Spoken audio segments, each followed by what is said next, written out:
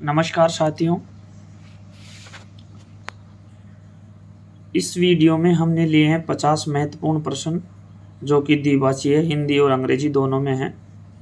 आप वीडियो रोक के अगर अंग्रेजी भाषा के हैं, इंग्लिश मीडियम के हैं तो इंग्लिश मीडियम का प्रश्न पढ़ सकते हैं, और हिंदी भाषा के हैं तो हिंदी का प्रश्न उत्तर दोनों पढ़ सकते हैं। और यदि आप मेरी लैंग्वेज समझ लेते हैं तो ये तो सोने पे सुहागा है, तो फिर तो कोई दिक्कत ही नहीं है। लेकिन आप मेरी लैंग्वेज भी नहीं समझ पाते हैं तो मैंने दोनों भाषाओं में लिए हैं, अंग्रेजी और हिंदी, ताकि आप जो ये ऑब्जेक्टिव प्रश्न हैं इनको बहुत अच्छी तरह से समझ पाएँ। अच्छा, ऑब्जेक्टिव प्रश्न पढ़ने से क्या होगा साथियों कि इससे आपको एक फ़ायदा होगा। फ़ायदा ये होगा कि आप तैयारी कर रहे हैं तो एक तो आइडिया लगेगा आपको कि किस तरह के प्रश्न पूछे जाते हैं। दूसरी चीज़, आपको ये एहसास होगा कि किस टॉपिक से उठाए जा रहे हैं और किस लेवल तक के पूछे जा रहे हैं, क्योंकि प्रश्नों का भी लेवल होता है, low level, medium level, hard level. तो अपन जब डायरेक्ट ऑब्जेक्टिव प्रश्नों पे आते हैं तो जब इन ऑब्जेक्टिव प्रश्नों को पढ़ते हैं तो अपने को ये एहसास हो जाता है कि कौन से टॉपिक से कितने प्रश्न लिए जा रहे हैं, कौन सा टॉपिक इम्पोर्टेंट है और उस टॉपिक से पूछने वाले प्रश्नों का स्टैंडर्ड क्या है, और किस टॉपिक से ज़्यादा प्रश्न पूछ रहा है, किस टॉपिक से कम पूछ रहा है, किस टॉपिक से बिल्कुल कम पूछ रहा है और किस टॉपिक को इग्नोर कर रहा है। और महत्वपूर्ण प्रश्नों का भी आपको पता लग जाता है। तो जब आप अब आपको ये पता है कि एग्ज़ाम में ऑब्जेक्टिव प्रश्न ही आने हैं, तो आपको ऑब्जेक्टिव प्रश्नों का मैक्सिमम से मैक्सिमम अभ्यास करना चाहिए। उससे कई फ़ायदे होते हैं। एक तो आपको ये आकलन हो जाता है कि जब अपन सिलेबस कवर करते हैं तो आपको ये आइडिया हो जाता है कि किस टॉपिक से ज़्यादा प्रश्न पूछे जा रहे हैं, तो आपको आइडिया लग जाता है कि ये टॉपिक इम्पोर्टेंट है। दूसरी चीज़ कि उस टॉपिक से कितने प्रश्न पूछे जा रहे हैं और किस लेवल के पूछे जा रहे हैं, और कम से कम पेपर में 110 में से 50% तो ऐसे होते हैं जो हर प्रश्न पत्र में रिपीट होते रहते हैं। केवल 50% पेपर नया बनता है जिसमें करंट अफेयर्स नया जुड़ जाता है, और 10-5% एग्जामिनर महोदय, जैसे मान लो अधिकारी बदलते रहते हैं, जीएम महोदय बदल देते हैं, रेलवे बोर्ड का चेयरमैन बदल जाता है, या कुछ में जैसे स्टेशन बढ़ जाते हैं, डिवीज़न बढ़ जाते हैं, रेल की पटरियों की लंबाई बढ़ जाती है। तो ऐसे प्रश्न होते हैं जो बदलते रहते हैं, करंट के प्रश्न बदलते रहते हैं, अंतर्राष्ट्रीय राष्ट्रीय घटनाक्रम बदलता रहता है। तो और कई प्रश्न फिक्स होते हैं, जैसे पानीपत का युद्ध, पहला युद्ध 1526 में हुआ तो वो बदलेगा थोड़ी, वो तो 1526 में ही हुआ था। दूसरा युद्ध 1556 में हुआ तो वो भी नहीं बदलेगा, वो तो 1556 में ही हुआ था। तीसरा युद्ध 1761 में हुआ तो वो बदलेगा थोड़ी, वो तो 1761 में ही हुआ था। बक्सर का युद्ध 1764 में हुआ तो वो तो 1764 में ही हुआ था। तराइन के पहले युद्ध की बात करें 1191 में हुआ, तराइन के दूसरे युद्ध की बात करें 1192 में हुआ। तो ऐसे प्रश्न बदलते थोड़ी हैं, वो तो वही रहते हैं। बदलते कौन से हैं कि साहब जीएम महोदय बदल गए, पीसीपीओ बदल गए, डीआरएम बदल गया, सीडब्ल्यूएम बदल गया, अधिकारियों के नाम बदल गए, पोस्ट बदल गई, और करंट के जो क्वेश्चन आते हैं वो बदल जाते हैं, टेक्निकल जो डाटा होते हैं वो बदल जाते हैं। नवीनतम टेक्नोलॉजी आती है तो जो पुरानी हो जाती है वो ख़त्म कर दिया, तो नई टेक्नोलॉजी याद रखनी पड़ती है। जैसे अब तक अपन बीएमएल, आईसीएफ, आरसीएफ कोच पढ़ रहे थे, अब आपको एलएचबी भी पढ़ना पड़ेगा। तो कहने का मतलब है कि पेपर 55% तो वही घूमता रहता है, 50% पेपर वही घूमता रहता है, केवल 50% चेंज होता रहता है। तो आपको 50% जो चेंज होता रहता है उस पर नज़र रखनी है कि कहाँ क्या हो रहा है। कोई नई गाड़ी तो नहीं चला दी, चलाई तो किन किन के बीच चलाई, किसके बेस पे चलाई, किसके नाम पे चलाई, किसी राज्य का नाम तो नहीं बदल दिया, जैसे इलाहाबाद का प्रयागराज कर दिया। बॉम्बे बम्बई मुंबई, कलकत्ता से कोलकाता, मद्रास से चेन्नई। तो कहने का मेरा मतलब यह है कि 50% पेपर वही चलता है। अब मैथ्स है, मैथ्स में क्या बदलेगा?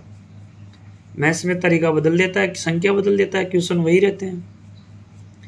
मेरे कहने का तात्पर्य है कि 50% पेपर वही रहता है। 50% पेपर पे आपको नज़र गड़ा के रखनी है। नया रूल आ गया, नया क्वेश्चन बन गया, नई टेक्नोलॉजी आ गई, नए नए क्वेश्चन बन गए। तो आपका 50% पेपर वही चलता रहता है। जो नया परिवर्तन होता रहता है उसको आप पढ़ने की कोशिश करें, उसको आप याद रखने की कोशिश करें, उस पर पैनी नज़र गड़ाए रखें। तो ये ज़रूरी है। अब जैसे नए क्वेश्चन की बात करें कि 300 LAP पर रिटायरमेंट का भुगतान किया जाता है। अपने ये सब जानते हैं कि जब कर्मचारी रिटायरमेंट होता है तो 300 LAP पे उसका भुगतान किया जाता है, नकदीकरण किया जाता है। लेकिन 7 पे कमीशन में यह आ गया कि यदि 150 LAP है तो 150 LAP जोड़ के कर्मचारी को 300 वेतन का भुगतान कर, 300 छुट्टियों का वेतन का भुगतान कर दो, नकदीकरण कर दो। तो ये चीज़ें बदल गई, तो आपको याद रखना है। 6 पे कमीशन में ग्रेड पे था और 7 पे कमीशन में बेसिक लेवल है, जो कि बेसिक लेवल 1 से लेकर 18 तक है। तो आपको बेसिक लेवल 1 से लेकर 18 तक याद रखने हैं। तो मेरा कहने का मतलब ये था 50% पेपर वही होता है, 50% बदलता रहता है। तो जो ये बदलता रहता है उस पर आपको पैनी नज़र रखनी है। चलिए बात करते हैं प्रश्नों की। 50 प्रश्न हम इस सेट में लिए हैं और वो बहुत ही इंपॉर्टेंट है सारे प्रश्न। पहला प्रश्न है, रेलवे महिला कर्मचारी को कितने दिनों के लिए मैटरनिटी लीव मातृत्व अवकाश मिलता है? तो 6 महीने के लिए मिलता है और उसको आप 26 सप्ताह भी बोल सकते हैं और 180 दिन भी बोल सकते हैं। यहाँ पूछा है एक कर्मचारी को कैलेंडर वर्ष में कितनी LAP और कितनी HLAP मिलती है? तो एक कैलेंडर वर्ष में कर्मचारी को 30 LAP और 20 HLAP मिलती है। यहाँ पूछा है रेलवे कर्मचारी अपने सेवा काल के दौरान कितनी LHAP इकट्ठा कर सकता है? तो वो कितनी भी जोड़ सकता है, अनलिमिटेड है। LAP तो एक फिक्स है कि 300 तक ही जोड़ सकता है, उसके बाद वो लैप्स हो जाती है। CL को तो बिल्कुल ही नहीं जोड़ सकता। 8 मिलती है या 10 मिलती है उसी साल लेना पड़ता है, नहीं ले तो लैप्स हो जाती है। केवल LAP को जोड़ सकता है जो 300 छुट्टियों तक जोड़ सकता है। तो मेरा कहने का मतलब है कि जो छुट्टियां जोड़ने लायक है उनको जोड़ना चाहिए। जैसे LAP जोड़ने लायक छुट्टी है तो इसको जोड़ना चाहिए। ज़्यादा हो रही है तो 60 LAP तक आप नकदीकरण करा सकते हैं, नकदीकरण करा लीजिए। 10-10 के टुकड़ों में होती है, 6 बार होती है, प्रत्येक 2 वर्ष के गैप पर होती है।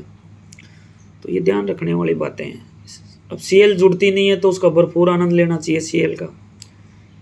और LHAP भी ज़्यादा जुड़ती नहीं है तो ज़्यादा जोड़ के क्या करना, तो एक सीमा तक जोड़ लीजिए। भाई ठीक है, अपन ने जोड़ लिया, 150 जोड़ ली, 200 जोड़ ली, बहुत है। क्योंकि इतनी सी इसलिए रखो कि मान लीजिए जैसे LAP आप नहीं जोड़ पा रहे हैं तो LHAP होगी, तो LHAP जोड़ के आपको 300 छुट्टियों का नकदीकरण कर दिया जाएगा। तो जो चीज़ जोड़ने की है उसको जोड़ना चाहिए। अब LHAP को क्या जोड़े, CL को क्या जोड़े? CL तो खैर जुड़ ही नहीं पाती है, LHAP आप जोड़ सकते हैं। LHAP इसलिए जोड़ सकते हैं कि कभी 2-4-6 महीने बैठ गए, बीमारी हो गई कोई ऐसी इमरजेंसी, तो उसमें आपके LHAP कट जाएगी। तो चलिए बात करते हैं अगले प्रश्न की। किसी भी प्रकार के अवकाश की अधिकतम अवधि क्या है जो रेलवे कर्मचारी को दी सकती है? तो वो 5 वर्ष है, जो कि रेलवे बोर्ड स्वीकृत कर सकता है।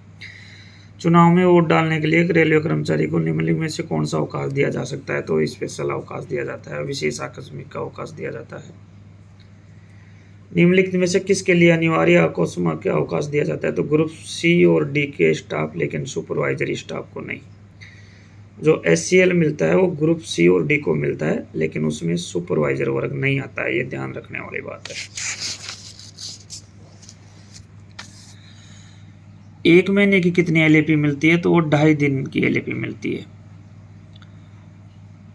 निम्नलिखित में से कौन सी श्रेणी अस्पताली छुट्टी के लिए हकदार है?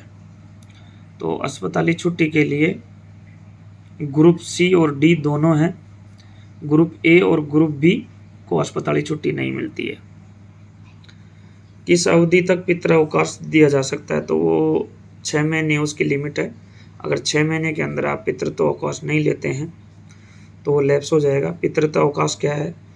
पितृत्व अवकाश प्रथम दो बच्चों की डिलीवरी पर मिलता है, जो कि 15 दिन प्रति बच्चा के हिसाब से मिलता है, और आपको 6 महीने के लिए मिलता है।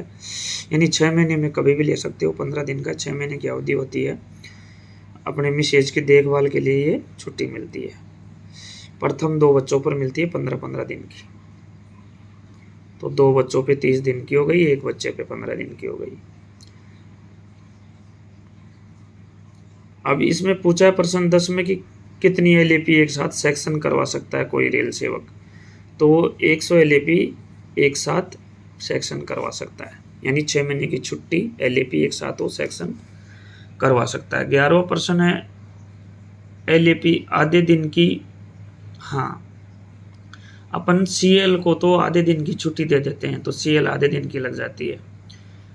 एलएपी भी हम आधे दिन की दे सकते हैं, लेकिन उसकी लिमिट है। ऐसा हम केवल 6 बार ही कर सकते हैं, और वो भी केवल वर्कशॉप में। ठीक है। एक सेवा की पूरी अवधि के दौरान चिकित्सा प्रमाण पत्र पर देय अवकाश की अधिकतम सीमा क्या है? तो वो 360 दिन है, यानी लगभग 1 साल।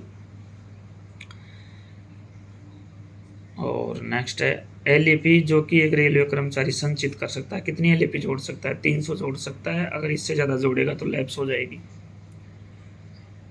ग्रुप सी और डी श्रेणियों के लिए अध्ययन अवकाश देने के लिए सक्षम प्राधिकारी कौन है? तो वर्कशॉप पे तो CWM है, और डिवीजन में DRM साहब हैं। ठीक है साथियों, इनको दोनों को ही सिल्वर पास मिलता है। कॉम्यूटेड लीव किससे संबंधित है? तो चिकित्सा प्रमाण पत्र से संबंधित है। वर्कशॉप में सीएल कितनी मिलती है? 8 मिलती है। ओपन लाइन में 10 मिलती है, और विकलांग कर्मचारी तो 4 एक्स्ट्रा मिलती है।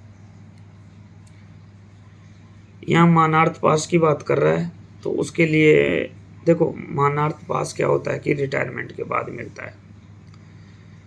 चाहे आप पूरी सेवा नौकरी करके रिटायरमेंट हुए हैं, चाहे आपने VRS लिया हो, तो उसके लिए कम से कम सर्विस कितनी चाहिए? तो उसके लिए 20 साल चाहिए, क्योंकि 20 साल की सर्विस के बाद ही आप VRS ले सकते हैं। तो 20 साल की सर्विस के बाद जब आप VRS लेंगे तो आपको मानार्थ पास की सेवा उपलब्ध हो जाएगी। और 9 वर्ष 9 माह यानी कि 1 साल की सेवा के पश्चात कर्मचारी पेंशन का हकदार हो जाता है। पीटीओ की फुल फॉर्म पूछा है, तो पीटीओ की full form privilege ticket order होता है। अब यहाँ पे बात करते हैं अपन रेलवे कर्मचारी को पीटीओ के कितने सेट जारी किए जाते हैं। तो मैं ये बता दूं साथियों, पीटीओ की पहली बात तो फुल फॉर्म होती है प्रिविलेज टिकट ऑर्डर, और एक पीटीओ की जो वैधता होती है वो 5 माह होती है, और पीटीओ में जो किराया लगता है वो 1/3 किराया लगता है। और इसके बारे में जो महत्वपूर्ण जानकारी यह है कि चाहे वो ग्रुप ए अधिकारी हो, चाहे ग्रुप बी अधिकारी हो, चाहे क्लास सी का कर्मचारी हो, चाहे ग्रुप डी का कर्मचारी हो, जिस दिन से आपने रेलवे में ज्वाइनिंग की कर लिया उसी तारीख से सेवानिवृत्ति तक पर ईयर आपको 4 सेट पीटीओ मिलेंगे, चाहे आप अधिकारी हो चाहे कर्मचारी हो। यहाँ पीटीओ के मामले में किसी के साथ कोई भेदभाव नहीं किया गया है। लेकिन पास की बात करेंगे तो पास रेलवे अधिकारी यानी ग्रुप बी और ग्रुप ए को ट्रेनिंग पीरियड को काट करके ज्वाइनिंग समय से ग्रुप बी और ग्रुप ए अधिकारी को 6 सेट पर ईयर सेवानिवृत्ति तक मिलेंगे। लेकिन जो ग्रुप सी और डी का कर्मचारी है उसको ट्रेनिंग पीरियड ज्वाइनिंग समय से लेकर के 5 साल की सेवा तक उसको पर ईयर 1 सेट दिया जाएगा पास का, जिसकी वैधता 5 माह होती है। और अधिकारी ग्रुप ए और बी अधिकारी को शुरू से ही 6 सेट पर ईयर दिए जाते हैं। तो ये आपको याद रखने वाली बात है। और अगर ग्रुप सी और डी है और उसकी 5 साल की रेलवे सेवा पूरी हो गई है तो उसको पर ईयर 3 सेट दिए जाएंगे, जबकि अधिकारी को 6 सेट पर ईयर दिए जाते हैं। यहाँ क्या पूछा है, यहाँ ये पूछा है कि अधिकारी को पीटीओ, इस प्रश्न में रेलवे कर्मचारी को पीटीओ के कितने सेट जारी किए जाते हैं। तो रेलवे कर्मचारी को और अधिकारी को दोनों को ही 4 सेट पीटीओ दिए जाते हैं। प्रश्न में गलत लिखा है। Metal pass issue to which the flowing category, किस कैटेगरी को मेटल पास इशू किया जाता है। तो ग्रुप बी अधिकारियों को मेटल पास जारी किया जाता है। स्कूल पास के कितने सेट रेलवे कर्मचारी को दिए जाते हैं। तो 3 सेट दिए जाते हैं स्कूल पास के।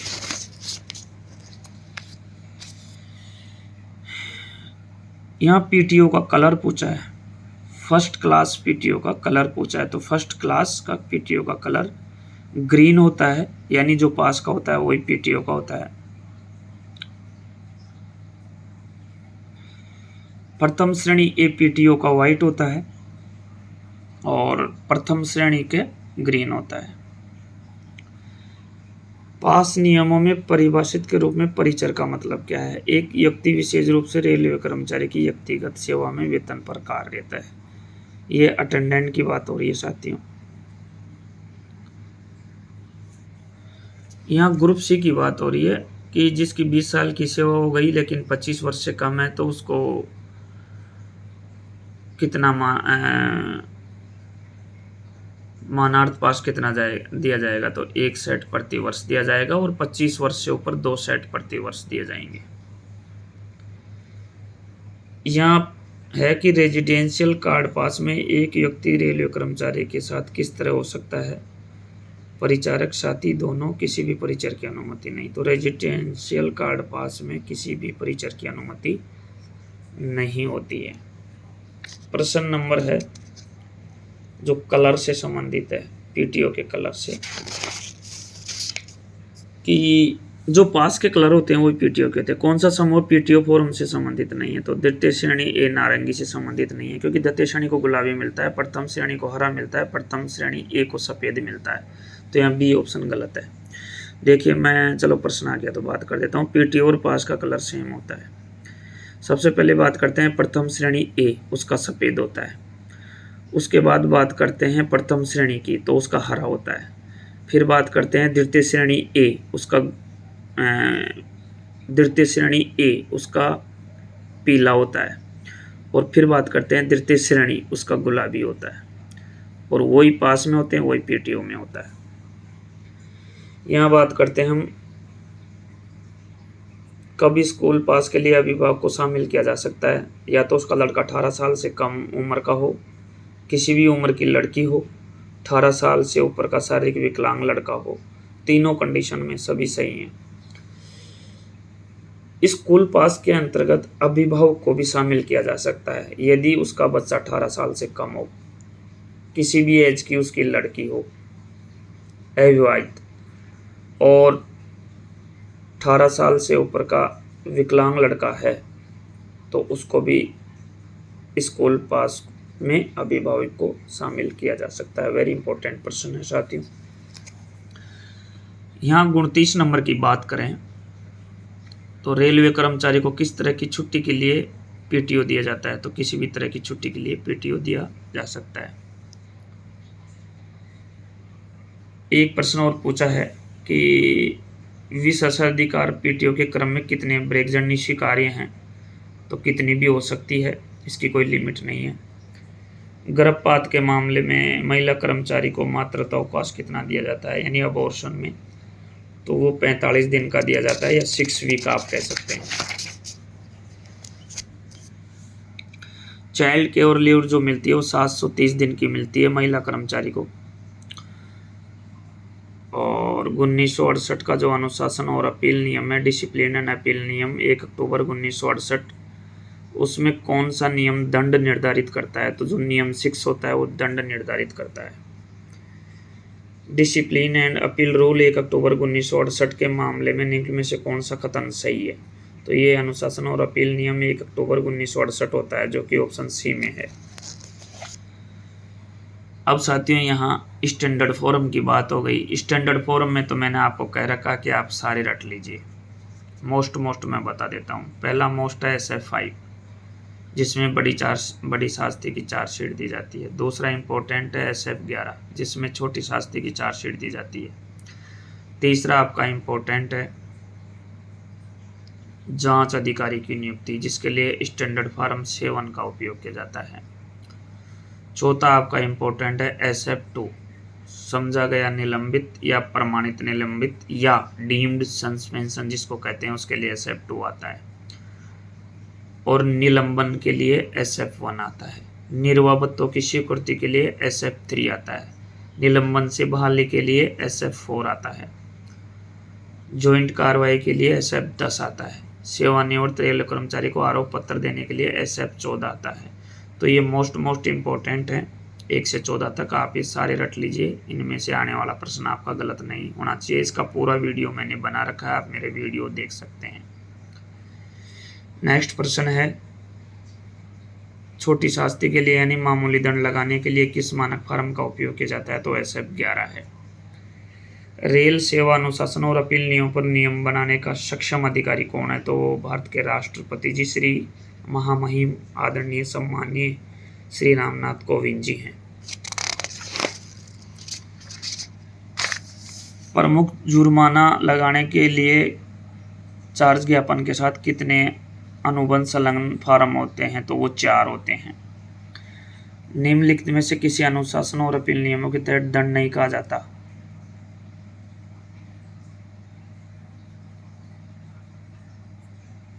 पदोन्नति वापस लेना, वेतन वृद्धि रोकना, इसमें आएगा सस्पेंशन, निलंबन। अनुशासन और अपील नियमों के तहत किसी भी रेल कर्मचारी के खिलाफ कार्रवाई शुरू करते समय किस प्रकार के मानक फॉर्म का उपयोग किया जाता है? तो SF11 का प्रयोग किया जाता है। वेतन वृद्धि रोकने की न्यूनतम अवधि क्या होती है? तो 2 मंथ होती है।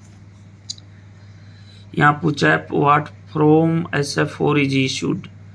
SF4 किसके लिए यूज किया जाता है? तो ऑप्शन बी, रिकोवेशन ऑफ सस्पेंशन। यहाँ पूछा है औद्योगिक विवाद अधिनियम 1947 में पारित किया गया। फैक्ट्री अधिनियम 1948 में बना और 1 अप्रैल 1949 से लागू हुआ। और यहाँ पूछा है वो औद्योगिक विवाद अधिनियम, तो ये 1947 आ जाएगा। एक पुरुष रेलवे कर्मचारी को कितने दिनों का पितृत्व अवकाश दिया जाता है? तो वो 15 दिनों का दिया जाता है।